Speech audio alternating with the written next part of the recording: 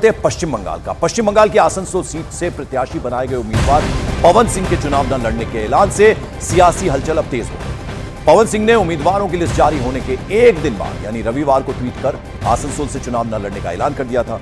तृणमूल कांग्रेस ने पवन सिंह मामले में बीजेपी पर निशाना साधा है। तो जैसे ही उनके नाम का ऐलान हुआ कि आसनसोल से चुनाव लड़ेंगे, भोजपुरी सिंगर और एक्टर हैं पवन सिंह, उन्होंने फौरन एक दिन बाद ट्वीट किया और अपना चुनाव न लड़ने की उन्होंने घोषणा की, असमर्थता जताई। और अब आनन फानन में जो है उन्हें दिल्ली बुलाया गया है। दिल्ली आएंगे वो और बीजेपी के तमाम नेताओं से मिलने का उनका प्रोग्राम है। तो आसनसोल सीट पर पवन सिंह के सामने तृणमूल कांग्रेस प्रत्याशी शत्रुघ्न सिन्हा चुनाव मैदान में है। पवन सिंह के ऐलान के बाद शत्रुघ्न सिन्हा ने क्या बड़ा बयान दिया, जरा वो आप सुनिए। मैं कहूँगा अच्छा आदमी है, अपना बच्चा है, परिवार का है, लेकिन जो फैसला जो किया है लड़ने का नहीं लड़ने का, ये उनका या उनकी पार्टी का अपना अंदरूनी मामला है, इंटरनल अफेयर है। इस पे मैं कोई कमेंट करने वाला, दखल अंदाजी देने वाला कौन होता हूँ। कारण हम भी जानते हैं, आप भी जानते हैं। कारण है उनके भोंडे वीडियो जो सबके सामने आ रहे हैं, खास तौर पे बंगाल के विषय में जो उनके भोंडापन उन वीडियोज में दिखता है, वो हम सब ने देखा। और भी कई उन पर आरोप हैं, वो हम सब जानते हैं। लेकिन मैं ये जानना चाहता हूँ, हम सब ये जानना चाहते हैं कि सुबह 3 बजे तक जाग के प्रधानमंत्री टिकटें बांटते हैं, क्या इस तरह की टिकटें बांटते हैं? सोच समझ के नहीं बांटते। पूरा देश का एक व्यक्ति प्रधानमंत्री, जिसके अंडर सारी एजेंसीज आती हैं, IB आती है, सब कुछ आता है, उसको ज्ञान नहीं था कि किस तरह के आदमी को टिकट दे रहे हैं। एक तरफ आप संदेश खाली के मुद्दा उठाते हो, दूसरी तरफ पवन सिंह जैसे व्यक्ति को आप टिकट देते हो। तो ये किसकी जवाबदेही तय होगी? प्रधानमंत्री खुद, आप लोग सब तारीफ कर रहे थे कि साहब देखो क्या एनर्जी लेवल है, 3-3:30 बजे तक सुबह टिकटें बांट रहे हैं। इस तरह की टिकटें बांटी। तो शत्रुघ्न सिन्हा को आपने सुना, एक्टिंग करते हैं और एक्टर कम्युनिटी है, तो इसलिए वो कहीं ना कहीं खुलकर नहीं बोले। उन्होंने कहा मेरा भाई है। लेकिन पवन खेड़ा को आपने सुना, कांग्रेस पूरी तरह से हमलावर नजर आई। लोकसभा चुनाव 2024 के लिए जारी बीजेपी की पहली लिस्ट में भोजपुरी गायक और एक्टर पवन सिंह ने पश्चिम बंगाल के आसनसोल से उन्हें टिकट दिया गया था, जिसके ठीक एक दिन बाद यानी रविवार को पवन सिंह ने आसनसोल से चुनाव लड़ने से इनकार कर दिया। उन्होंने इसकी इन्फॉर्मेशन एक ट्वीट करके दी, जिसमें उन्होंने लिखा, भारतीय जनता पार्टी के शीर्ष नेतृत्व को दिल से आभार प्रकट करता हूं। पार्टी ने मुझ पर विश्वास जताया, आसनसोल का उम्मीदवार घोषित किया, लेकिन किसी कारणवश मैं आसनसोल से चुनाव नहीं लड़ पाऊंगा। ये ट्वीट किया है पवन सिंह ने। और पवन सिंह के चुनाव लड़ने से इनकार करने के बाद बीजेपी के विरोधियों को बैठे बिठाए मौका मिल गया है। पवन सिंह भाजपा के प्रार्थी होंगे आसनसोल से, ऐसा कल घोषणा हुआ। कल भाजपा द्वारा बंगाल को अपमानित करना, बंगाल की महिलाओं को गलत तरीके से उनको दिखाना, उनके सिनेमा में या उनके वो गायक भी हैं, अभिनेता भी हैं, जिस तरीके से बंगाल नारी को दिखाया गया, दर्शाया गया, बंगाल नारी का यह अपमान, बंगाल की जनता इसके विरुद्ध लड़ेगी।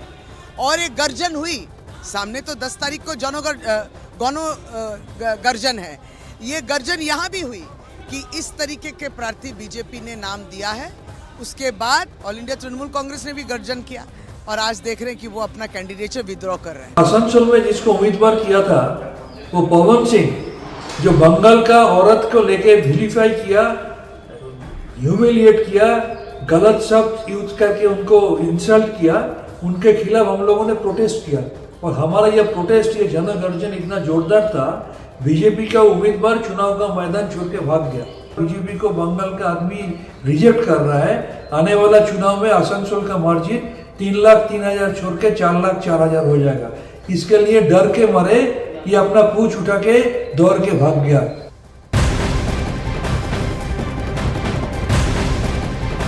बेंगलोर ब्लास्ट से जुड़ी हुई बड़ी खबर आ रही है। कैफे में हुए ब्लास्ट के आतंकी संगठन से जुड़ने के संकेत मिल रहे हैं। सूत्रों के मुताबिक आतंकी संगठन अल उम्मा से जुड़े लोगों ने इस वारदात को, इस ब्लास्ट को अंजाम दिया। सूत्रों के मुताबिक अल उम्मा आतंकियों के पैटर्न से मिलता जुलता है।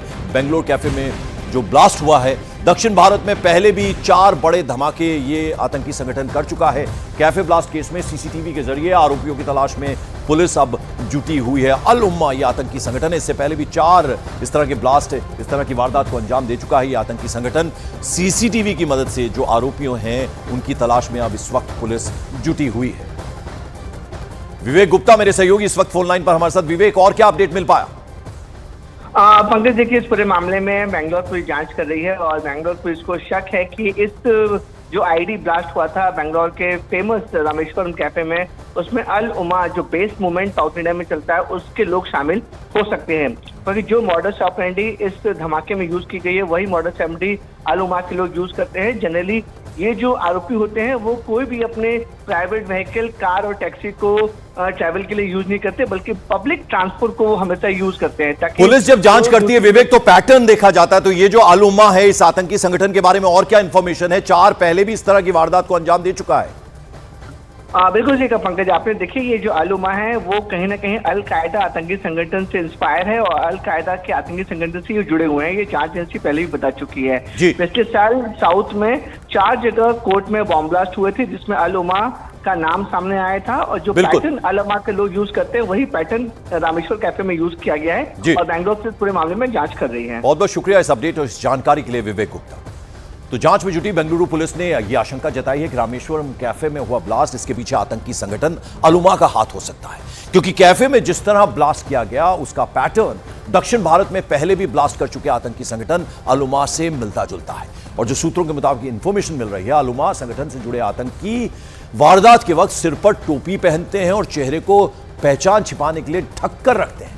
साथ ही साथ सीसीटीवी में रामेश्वरम कैफे में ब्लास्ट करने वाला जो आरोपी नजर आ रहा है, जो दिख रहा है, उसका हुलिया भी उसी तरह का दिखाई देता है। और सूत्रों के मुताबिक इसके अलावा आरोपी ने अल उमा आतंकियों की तरह ही विस्फोटक से भरा बैग पब्लिक ट्रांसपोर्ट में रखकर रामेश्वरम कैफे तक पहुंचाया। जांच में पुलिस को कई और सीसीटीवी में विस्फोट करने वाला आरोपी भी दिखाई दिया, लेकिन पुलिस उसकी लास्ट लोकेशन तक अभी नहीं पहुंच पाई है। और पुलिस को ऐसा शक है, ऐसा अंदेशा है कि वो बेंगलुरु से बाहर जा चुका, यानी इस ब्लास्ट को अंजाम देने के बाद वो बेंगलुरु से बाहर जा चुका है।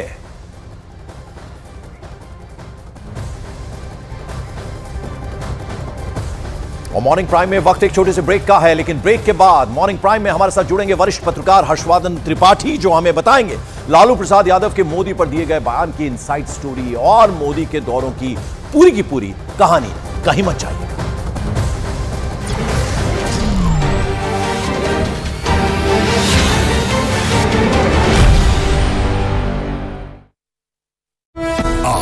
हजार करोड़ रुपए की परियोजनाओं की सौगात जो है वो जनता को देने वाले हैं। दूसरी सबसे बड़ी बात, आदिलाबाद और संगारेड्डी जिलों में बिजली, रेल और सड़क से संबंधित कई विकास परियोजनाओं का उद्घाटन और शिलान्यास होगा। आदिलाबाद में 56,000 करोड़ रुपए की बुनियादी ढांचा परियोजना लॉन्च की जाएगी। संगारेड्डी में 6,800 करोड़ रुपए की परियोजनाएं लॉन्च की जाएंगी। तेलंगाना के पेद्दापल्ली में एनटीपीसी की 800 मेगावाट की तेलंगाना सुपर थर्मल पावर परियोजना राष्ट्र को समर्पित करेंगे। पीएम नव विद्युतीकृत अब्बारी आदिलाबाद रेल लाइन भी राष्ट्र को समर्पित करेंगे। पीएम तेलंगाना को महाराष्ट्र और छत्तीसगढ़ से जोड़ने वाली 2 प्रमुख राष्ट्रीय राजमार्ग परियोजना की आधारशिला रखेंगे। 5 मार्च को हैदराबाद में नागरिक उड्डयन अनुसंधान संगठन केंद्र राष्ट्र को समर्पित करेंगे। और इस वक्त की एक बड़ी खबर आपको बता दें, कल हुई केंद्रीय मंत्रिपरिषद की बैठक करीबन 10 घंटे तक चली। सुबह 10:30 बजे पीएम नरेंद्र मोदी इस बैठक में पहुंचे थे और रात 9:30 बजे पीएम इस बैठक से निकले। जानकारी के मुताबिक पीएम मोदी ने इस बैठक में अपने सहयोगियों से कहा कि जाइए और लोकसभा चुनाव जीतिए, बहुत जल्द फिर से मुलाकात होगी। सूत्रों के मुताबिक मंत्रिपरिषद में विकसित भारत 2047 के विजन डॉक्यूमेंट और अगले 5 साल के विस्तृत कार्य परियोजना पर मंथन किया गया। साथ ही बैठक में मई में नई सरकार के गठन के बाद तुरंत उठाए जाने वाले कदमों के लिए 100 दिन के एजेंडे